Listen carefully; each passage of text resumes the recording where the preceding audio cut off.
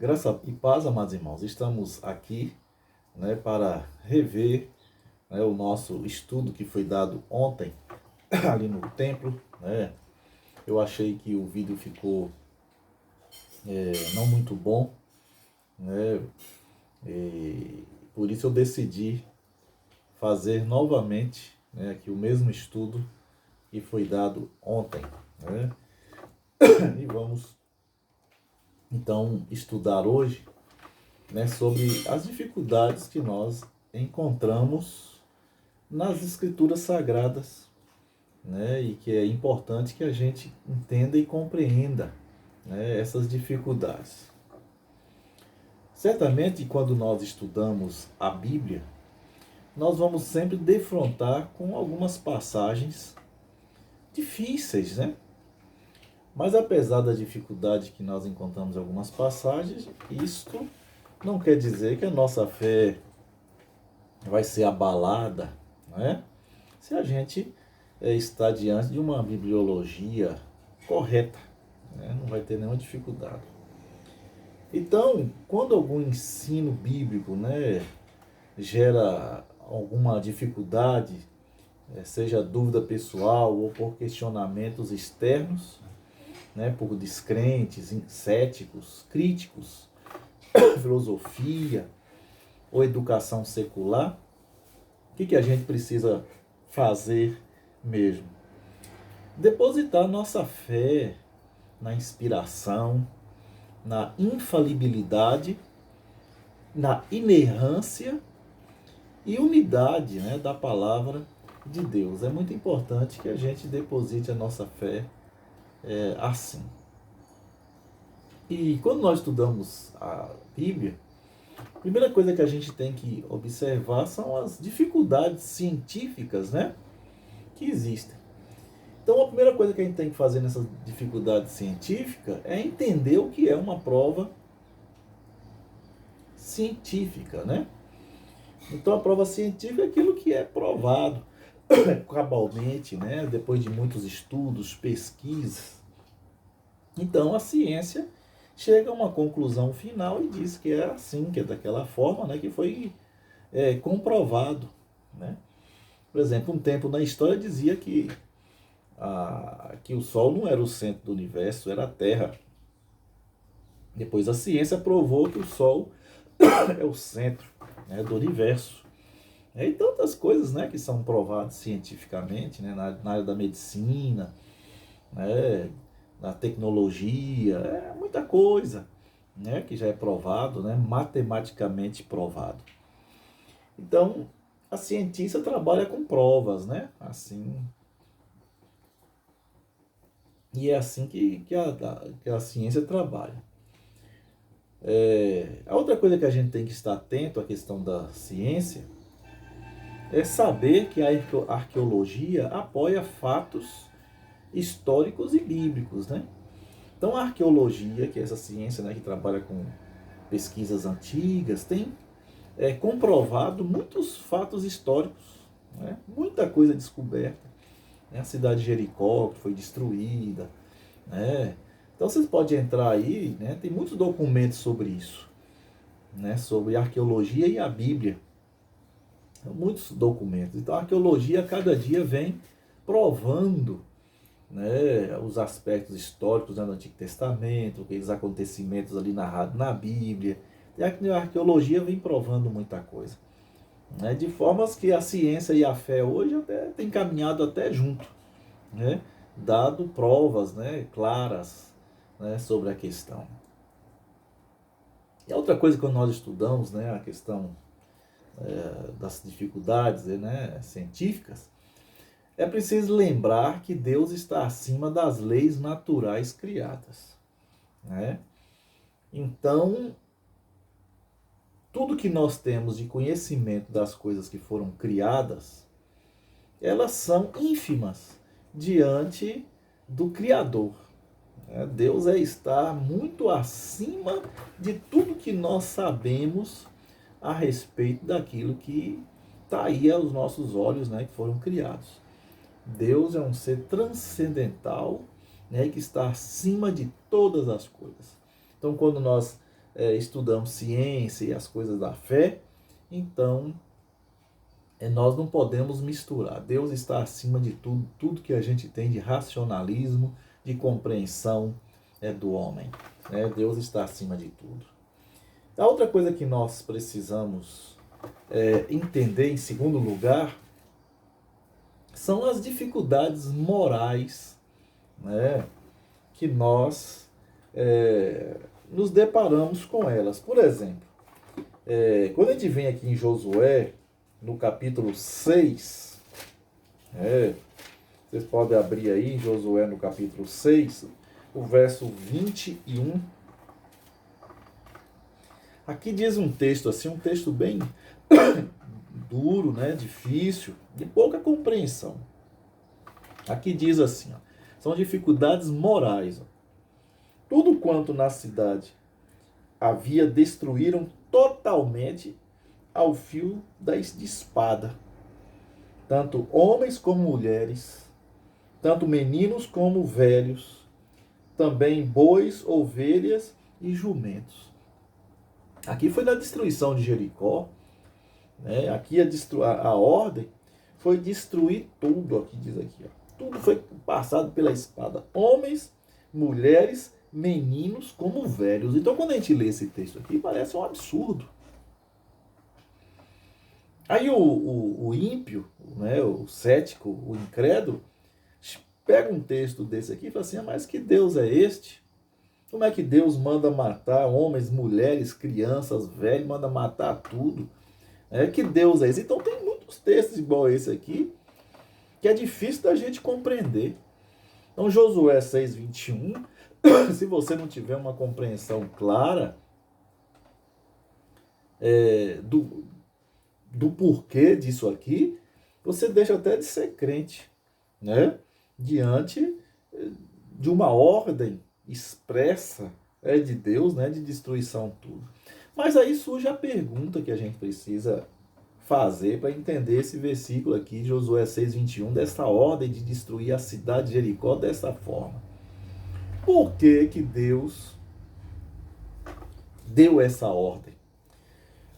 Quando a gente vem aqui em Levíticos, no capítulo 18, amados,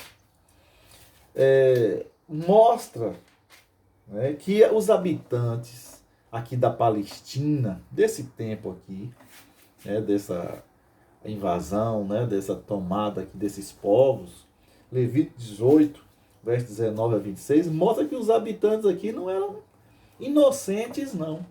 E a gente tem aquele pensamento, né, de cada vez o tempo mais anterior, que o povo era inocentezinho, e a gente sempre pensa que o povo mais dado ao pecado, à imoralidade, é agora o nosso tempo, né, que a gente fala assim, moço, esse povo de hoje peca demais, não é assim? Ou o povo que gosta de coisa pecado? Não, os tempos lá passado, o povo pecava do mesmo jeito, né? E olha aqui como é que eram os povos, inclusive Jericó fazia parte desse povo, né? Aqui no capítulo 18, os versos 19, até o verso 26 aqui de Levítico, aqui, ó. Diz o quê, ó? Uniões abomináveis só. Não te chegará a mulher para lhe descobrir a nudez durante a sua menstruação. Nem te deitarás com a mulher de teu próximo para que te contaminares com ela. E da tua descendência não darás nenhum para dedicar-se a Maloque. Nem profanarás o nome do teu Deus. Eu sou o Senhor. Como homem não te deitarás como se fosse mulher. É abominação. Nem te deitarás com animal para te contaminares com ele, nem a mulher se porá perante um animal para juntar-se com ele. É confusão. Com nenhuma dessas coisas vos contaminareis, porque com todas essas coisas se contaminaram as nações que eu lanço de diante de vós. Ó. E a terra se contaminou, e eu visitei nela a sua iniquidade, e ela vomitou de seus moradores. Ó.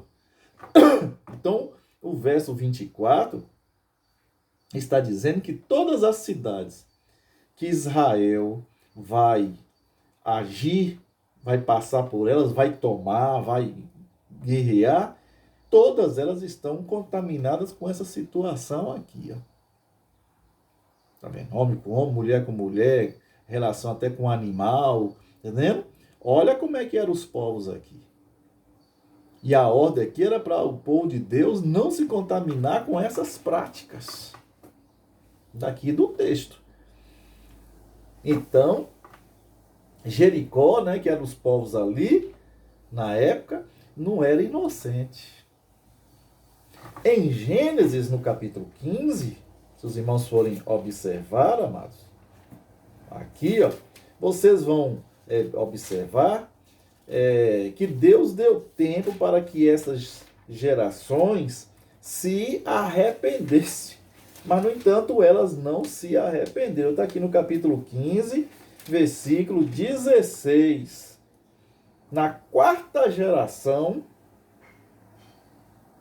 tornarão para aqui, porque não se encheu ainda a medida da iniquidade dos amorreus. Olha aqui os amorreus aqui, ó. Os amorreus é o povo ali daquela redondeza ali, ó.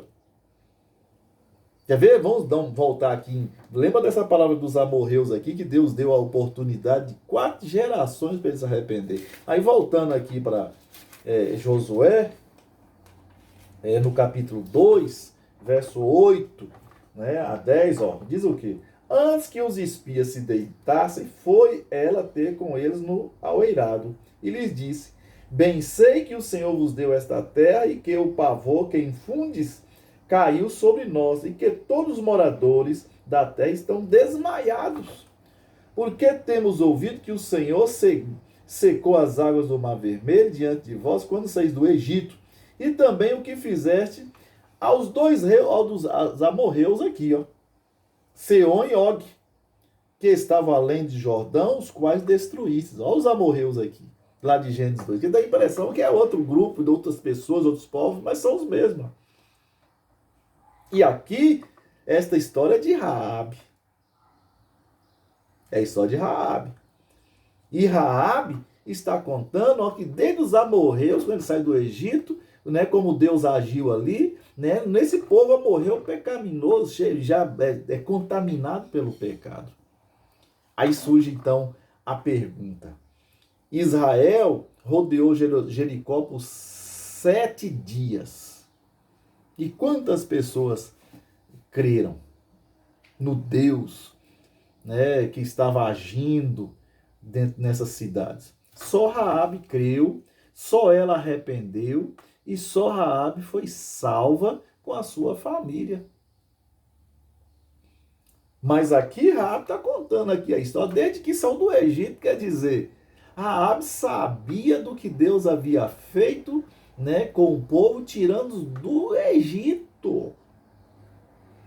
Significa que todas aquelas terras, aqueles povos, tinham conhecimento, tinham noção do Deus de Israel e do que Deus vinha fazendo. Mas só um povo se arrependeu. Então, por isso, amados, é que a gente tem a noção do porquê Deus agiu aqui no capítulo 6, 21, né, de Jericó, mandando exterminar tudo. Um verdadeiro extermínio, destruir tudo, completamente tudo. Porque às vezes a gente pega só o texto, né? O texto isolado vai ser, mas que Deus é esse? Como é que Deus age dessa forma? Né? Que Deus ruim é esse? Né? Mas, amados irmãos, essa destruição de Jericó, da forma como a gente viu aqui, que traz até repugnância, né? Que Deus ruim, que Deus maldoso. Né? Que a gente acha que o povo era tudo inocentezinho, aquelas nações, né? Tudo inocente, né? Que a gente pensa. Mas a gente vai estudar aqui e ver que não havia inocência de ninguém. Então, o que é que nós podemos, então, pensar sobre essa questão? A segunda coisa, meus irmãos, que a gente tem que pensar sobre essa questão da destruição de Jericó são as dificuldades morais, né? Que a gente precisa entender. Então, a gente tem que entender o que, nessas dificuldades morais? Que Deus é soberano sobre a vida. Deus determina o começo e o fim.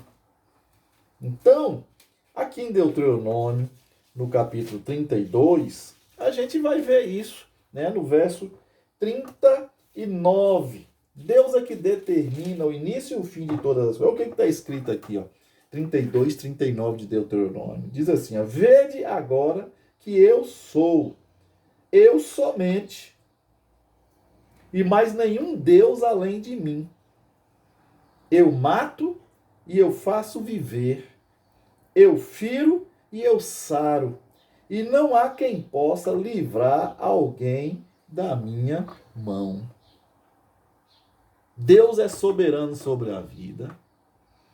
E é Ele que determina o fim, né, e o começo da vida. Deus é o Senhor. Essa é a outra coisa. A outra coisa que a gente vê é assim como Sodoma e Gomorra, Jericó não se arrependeria de sua contaminação. Tá vendo? Vamos ver aqui, ó, em Gênesis no capítulo 18, os irmãos vão ver que eles lá não se arrependeram, Sodoma e Gomorra, e Jericó também não ia arrepender. Está aqui no capítulo 18, aqui, ó. No capítulo 18, verso 20. Diz o que aqui, ó? Disse mais o Senhor, com efeito o clamor de Sodoma e Gomorra tem se multiplicado, e o seu pecado se tem agravado e muito. E no capítulo 19, os versos 4 e 5, mas antes que se deitassem, os homens daquela cidade secaram a casa, os homens de Sodoma, tanto os moços como os velhos, sim, todo o povo de todos os lados, e chamaram por Ló e lhe disseram, onde estão os homens que à noitinha entraram em tua casa? Trazei-os fora a nós para que abusemos deles. Olha aí a prática aí homossexual, né? A prática de relação com os anjos, né? Que chegaram na casa de Ló. Eram homens bonitos e os homens da cidade ficaram loucos quando viram aqueles homens bonitos e já queriam ir lá ter um caso com eles. E da mesma forma, Jericó não ia arrepender.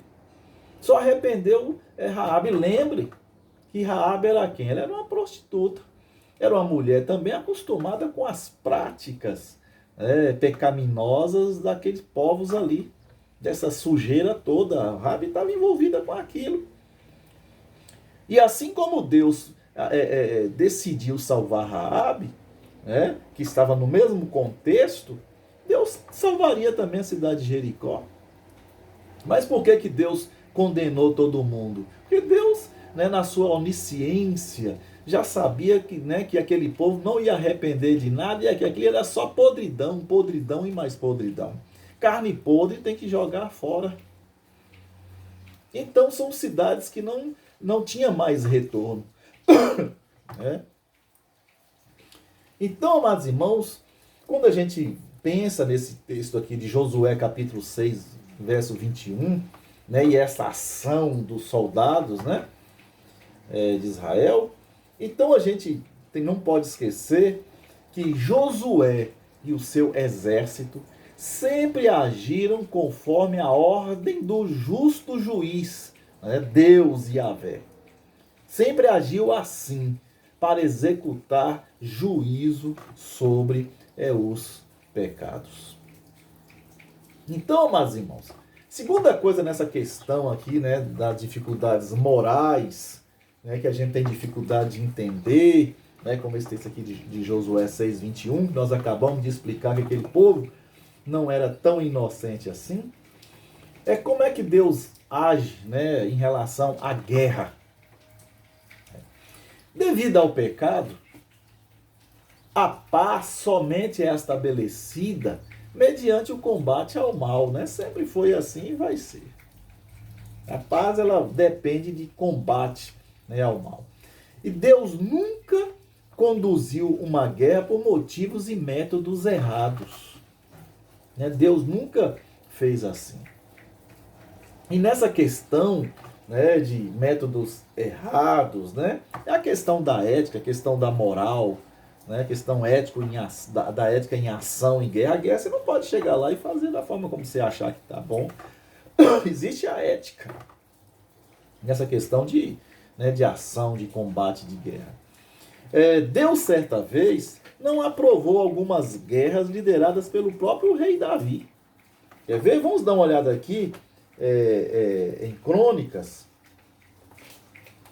Os irmãos vão ver isso. Em 1 Crônicas, no capítulo 22, os irmãos vão ver que Deus condenou, algumas guerras feitas pelo próprio Davi. Aqui, em 1 Crônicas, no capítulo 22, verso 8. Porém, a mim me veio a palavra do Senhor dizendo: tu derrama sangue em abundância, e fizestes grandes guerras. Não edificarás casa ao meu nome, porquanto muito sangue tens derramado na terra, na minha presença.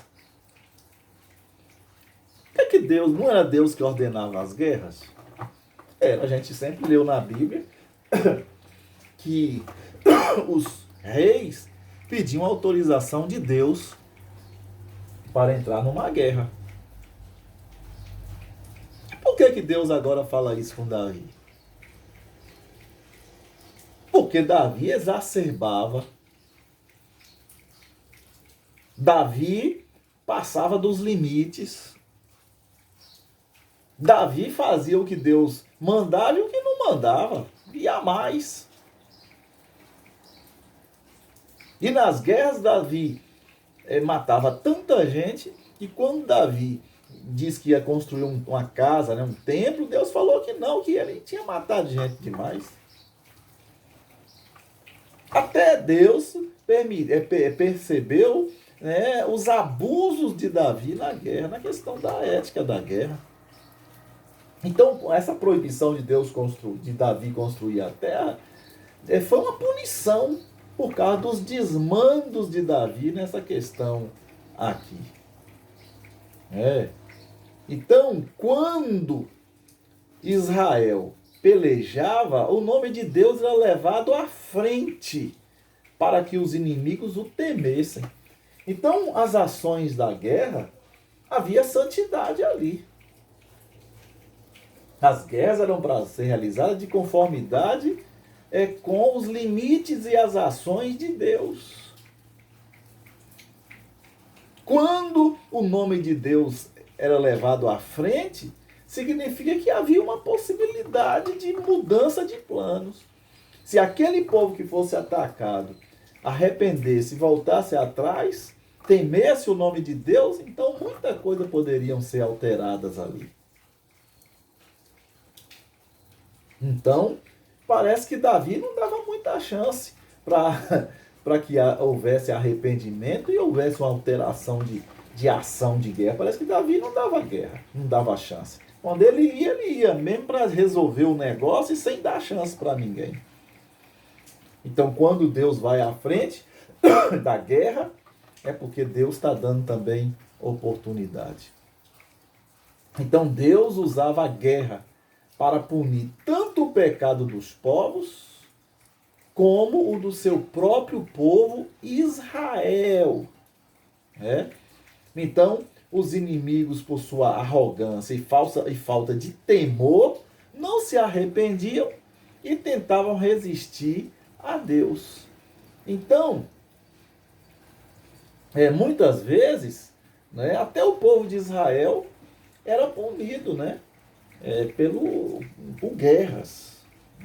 Deus levantou quantas vezes os caldeus para atacar Israel? Os babilônicos, que Deus agiu para atacar Israel. Quantas vezes?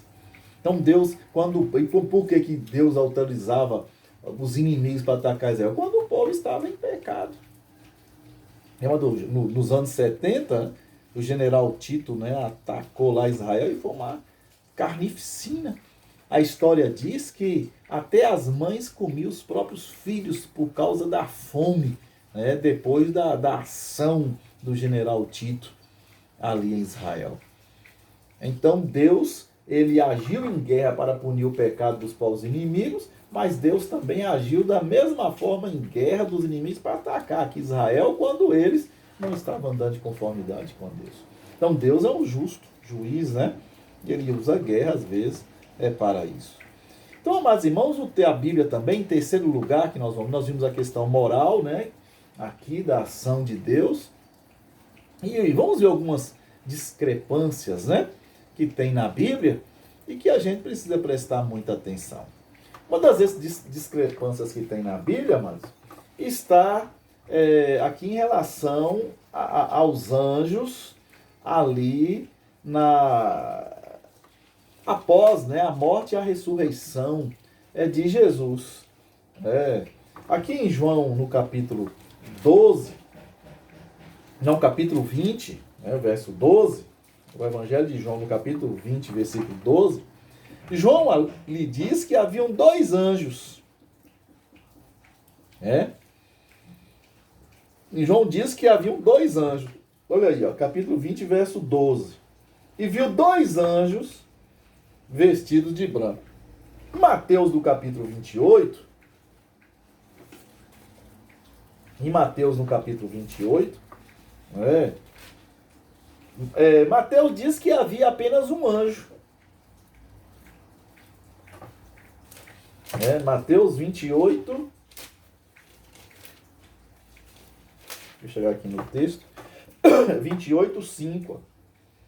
Mas o anjo, dirigindo-se às mulheres, disse: não temais. Enquanto que João disse que haviam dois anjos, Mateus aqui não está preocupado, né, com essa quantidade de anjos, mas mais o anjo. Então João focaliza o número de anjos, né, e a pergunta que eles fizeram, no verso 13. Mateus focaliza a afirmação que um dos anjos fez, no versos 28, 5, né? Mas o anjo disse às mulheres: não temais, ó. Ele não está aqui. Então, João localiza o número de anjos e a pergunta que eles fizeram, enquanto que Mateus, ele focaliza apenas a afirmação que um dos anjos faz. Não? Porque procuras, né? Não tem mais, porque sei que buscar Jesus, o crucificado. Então, o que é que nós observamos? É que o mesmo fato, ele foi registrado numa perspectiva diferente, né? Focalizando diferentes pessoas envolvidas. Então, mas a questão aqui é a mesma, né? A perspectiva é que é diferente, mas a situação é a mesma. São duas pessoas contando o mesmo fato, né? Então, eles estão vendo